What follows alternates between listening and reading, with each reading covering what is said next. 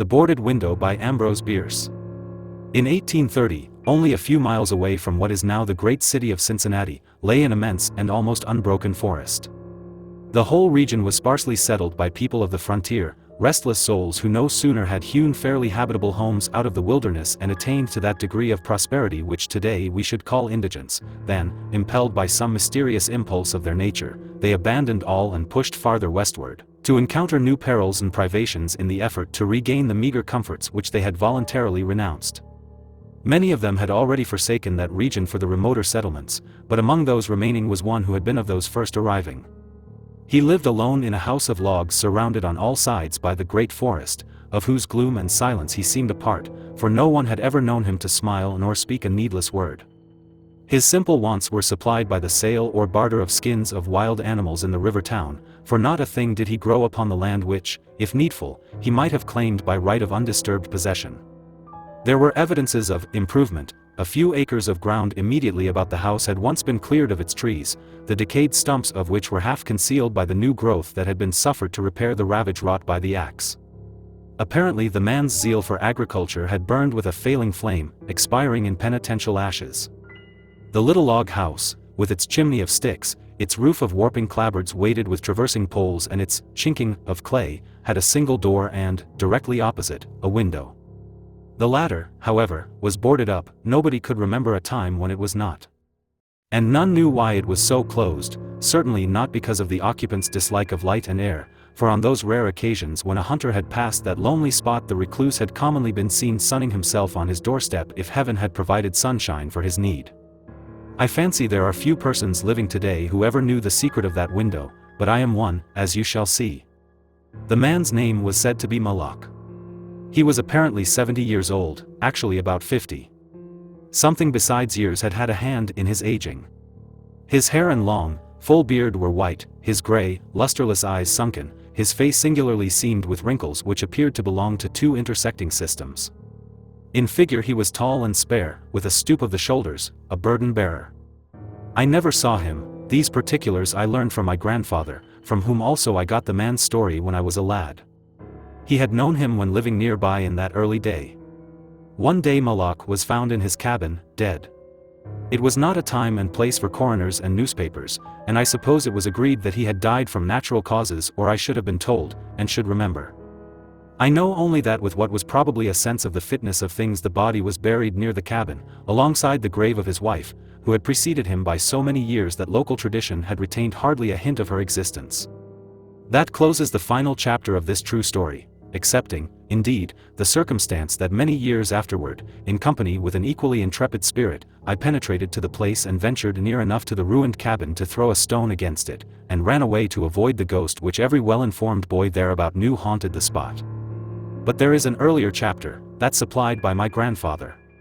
When Moloch built his cabin and began laying sturdily about with his axe to hew out a farm, the rifle, meanwhile, his means of support, he was young, strong, and full of hope. In that eastern country whence he came he had married, as was the fashion, a young woman in all ways worthy of his honest devotion, who shared the dangers and privations of his lot with a willing spirit and light heart. There is no known record of her name, of her charms of mind and person tradition is silent, and the doubter is at liberty to entertain his doubt, but God forbid that I should share it. Of their affection and happiness there is abundant assurance in every added day of the man's widowed life, for what but the magnetism of a blessed memory could have chained that venturesome spirit to a lot like that? One day Moloch returned from gunning in a distant part of the forest to find his wife prostrate with fever, and delirious. There was no physician within miles, no neighbor, nor was she in a condition to be left, to summon help. So he set about the task of nursing her back to health, but at the end of the third day she fell into unconsciousness, so passed away, apparently, with never a gleam of returning reason. From what we know of a nature like his we may venture to sketch in some of the details of the outline picture drawn by my grandfather. When convinced that she was dead, Moloch had sense enough to remember that the dead must be prepared for burial.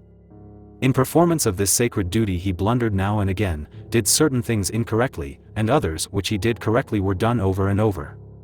His occasional failures to accomplish some simple and ordinary act filled him with astonishment, like that of a drunken man who wonders at the suspension of familiar natural laws.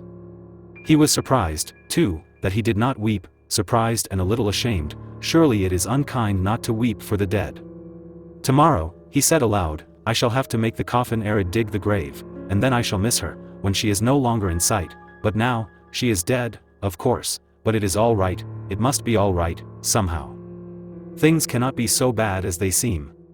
He stood over the body in the fading light, adjusting the hair and putting the finishing touches to the simple toilet, doing all mechanically, with soulless care.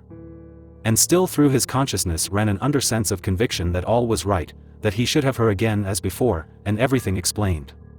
He had had no experience in grief, his capacity had not been enlarged by use. His heart could not contain it all, nor his imagination rightly conceive it. He did not know he was so hard struck, that knowledge would come later, and never go. Grief is an artist of powers as various as the instruments upon which he plays his dirges for the dead, evoking from some the sharpest, shrillest notes, from others the low, grave chords that throb recurrent like the slow beating of a distant drum. Some natures it startles, some it stupefies. To one it comes like the stroke of an arrow, stinging all the sensibilities to a keener life, to another as the blow of a bludgeon, which in crushing benumbs. We may conceive Moloch to have been that way affected, for, and here we are upon surer ground than that of conjecture, no sooner had he finished his pious work than, sinking into a chair by the side of the table upon which the body lay, and noting how white the profile showed in the deepening gloom, he laid his arms upon the table's edge, and dropped his face into them, tearless yet and unutterably weary. At that moment came in through the open window a long, wailing sound like the cry of a lost child in the far deeps of the darkening woods. But the man did not move. Again, and nearer than before, sounded that unearthly cry upon his failing sense. Perhaps it was a wild beast, perhaps it was a dream. For Moloch was asleep. Some hours later, as it afterward appeared, this unfaithful watcher awoke and lifting his head from his arms intently listened, he knew not why. There in the black darkness by the side of the dead, recalling all without a shock, he strained his eyes to see, he knew not what. His senses were all alert, his breath was suspended, his blood had stilled its tides as if to assist the silence. Who, what had waked him, and where was it? Suddenly the table shook beneath his arms, and at the same moment he heard, or fancied that he heard, a light, soft step, another, sounds as of bare feet upon the floor. He was terrified beyond the power to cry out or move. Perforce he waited there in the darkness through seeming centuries of such dread as one may know, yet live to tell. He tried vainly to speak the dead woman's name, vainly to stretch forth his hand across the table to learn if she were there. His throat was powerless, his arms and hands were like lead. Then occurred something most frightful. Some heavy body seemed hurled against the table with an impetus that pushed it against his breast so sharply as nearly to overthrow him, and at the same instant he heard and felt the fall of something upon the floor with so violent a thump that the whole house was shaken by the impact. A scuffling ensued, and a confusion of sounds impossible to describe. Moloch had risen to his feet. Fear had by excess forfeited control of his faculties. He flung his hands upon the table. Nothing was there. There is a point at which terror may turn to madness, and madness incites to action. With no definite intent, from no motive but the wayward impulse of a madman, Moloch sprang to the wall, with a little groping seized his loaded rifle, and without aim discharged it.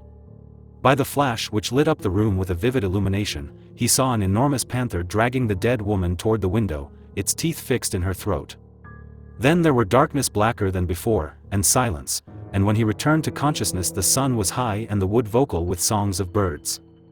The body lay near the window, where the beast had left it when frightened away by the flash and report of the rifle. The clothing was deranged, the long hair in disorder, the limbs lay anyhow. From the throat, dreadfully lacerated, had issued a pool of blood not yet entirely coagulated. The ribbon with which he had bound the wrists was broken, the hands were tightly clenched. Between the teeth was a fragment of the animal's ear.